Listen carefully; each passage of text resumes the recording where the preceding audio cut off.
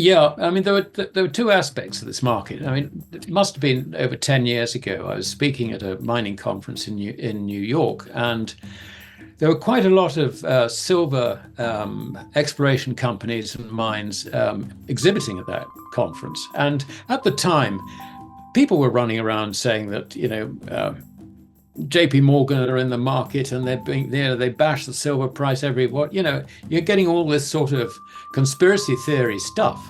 And it didn't make an awful lot of sense to me in some respects. And I thought, well, I need to really try and find out what's going on.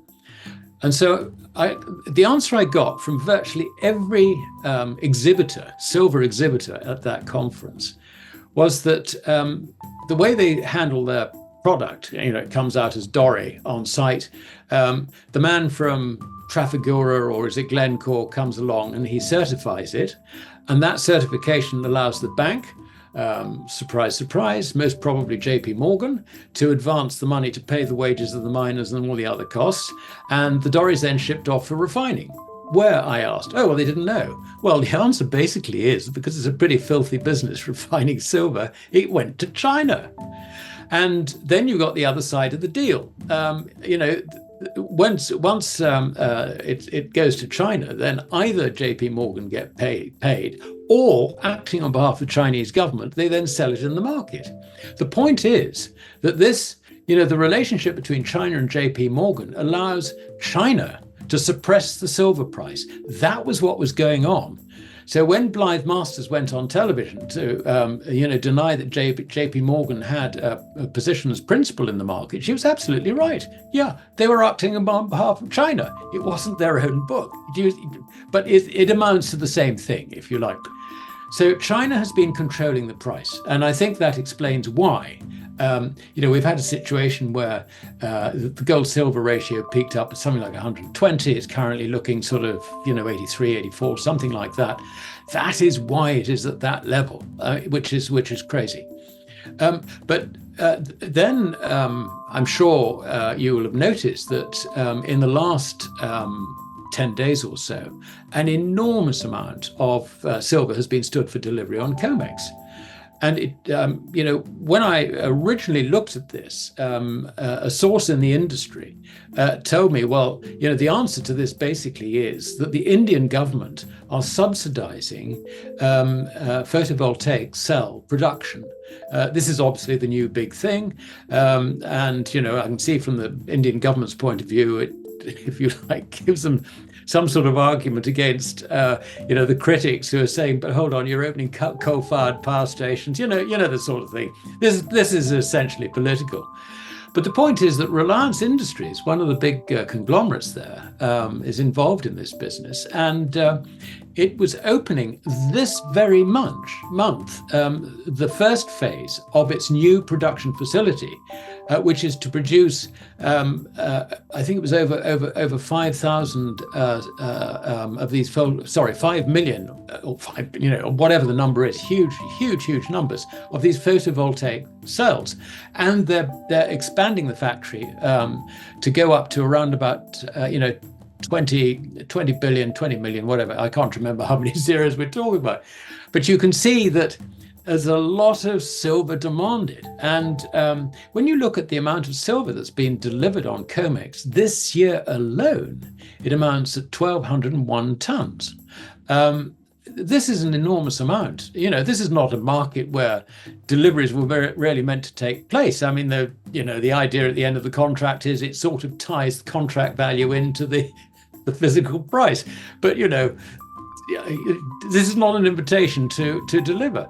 But that is the way it has gone. And the reason it's gone that way is because of this enormous demand, industrial demand for silver. And I think, my sources also think, that this is going to lead to China losing control over the silver price. So that's basically what I was writing about. And Alasdair, your thoughts on the gold and silver mining space at present? Yeah, it's rather boring because I rather agree with Michael on this. My experience of the sort of rotation we have in the markets is that, when the momentum goes out of the tech stocks, whatever, then yes, there will be a panic to get out. But portfolios will rebalance towards, whatever is performing. I mean, I'm not saying that these fund managers actually know what they're doing. They're just going where the action is. And the easiest thing for them to do in the initial stages is just buy the big names. And that's what they'll do. But there is a great problem, I think, within the investment management industry, and that is that there are very few analysts now who actually follow the sector, who understand the sector. The sector has been starved of capital. There are no really big new, if you like,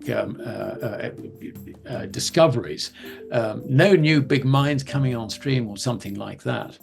But I think that, once it gets going a little bit, you'll find that what the big boys do is they let the exploration companies do the exploration, and then they go and buy the exploration companies. So, if you know what you're doing, that's going to be where the real money's going to be made. And then, of course, there's the royalty. I love royalties. I mean, I remember when Franco-Nevada came over to London, I thought, God, this is a bloody good idea. But not many of my colleagues in London actually sort of thought it was a good idea. I just liked the idea of just sort of sitting back and, coining in the cash while someone else was taking the risk. So I think the royalty companies are probably worth looking at in that context. So this is an interesting time. I mean, it's been very, very tough for anyone bottom fishing in this market.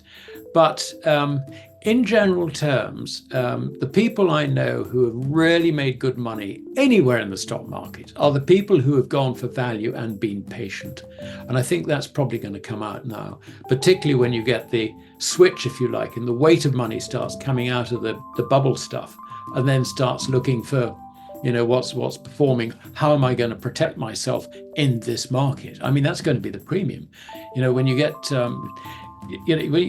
as a fund manager, if you find yourself turning around to your clients and saying, well, I know that your portfolio is down 20%, but the S&P is down 25, so I've beaten the market. It doesn't actually cut an awful lot of ice. I mean, it really doesn't, because people think of their wealth in terms of, accrual or not.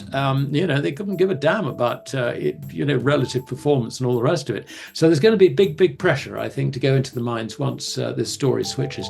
And they've missed the gold story completely. I mean, gold has gone up. And, I know from my own personal experience, trying to talk through, the sort of the psychology in the West, nobody's long of it. And not only that, but if you look at the ETFs, they've been selling down ETFs. I know that the sort of authorized participants will go in and they'll raid ETFs in order to get gold, which they feed into the market, and hope to close the position later. I know that sort of thing goes on, but in the West, there has been zero interest in gold, and gold is at an all-time high. So what gives here? This is a fascinating situation. I think it's potentially explosive.